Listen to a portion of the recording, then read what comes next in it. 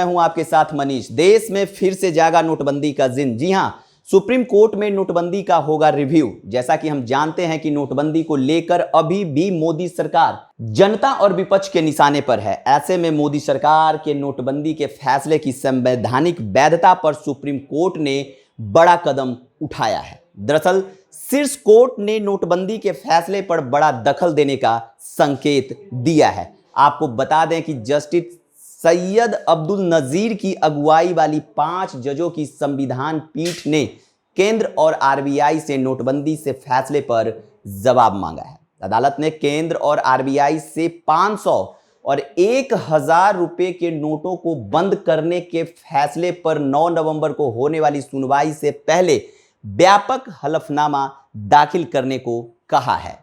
पीठ ने केंद्र के 7 नवंबर 2016 को आरबीआई के नाम लिखे पत्र और अगले दिन नोटबंदी के फैसले से संबंधित फाइलें तैयार रखने को कहा है। पीठ ने कहा कि मुख्य सवाल यह है कि क्या सरकार के पास आरबीआई अधिनियम की धारा 26 के तहत 500 और 1000 रुपए के सभी नोटों को बंद करने का अधिकार है। क्या नोटबंदी करने की प्रक्रिया उचित थी? कोर्ट ने कहा कि वह इस मामले में सरकार के नीतिगत फैसलों की न्यायिक समीक्षा को लेकर लक्ष्मण रेखा से पूरी तरह से वाकिफ है, लेकिन वह 2016 के नोटबंदी के फैसलों की पड़ताल अवश्य करेगी ताकि यह पता चल सके कि मामला केवल एकेडमिक कवायद तो नहीं थी। हालांकि यह केस 16 दिसंबर 2016 को ही संविधान पीठ को सौंपा गया था, लेकिन तब बेंच का गठन नहीं हो पाया था। वहीं उस वक्त तत्कालीन चीफ जस्टिस टी.एस. ठाकुर ने मोदी सरकार के इस फैसले की तारीफ की थी।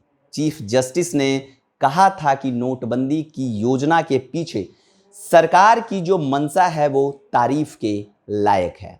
उन्होंने कहा था कि हम आर्थिक नीति में दखल नहीं देना चाहते, लेकिन हमें लोगों को हो रही असुविधा की चिंता है।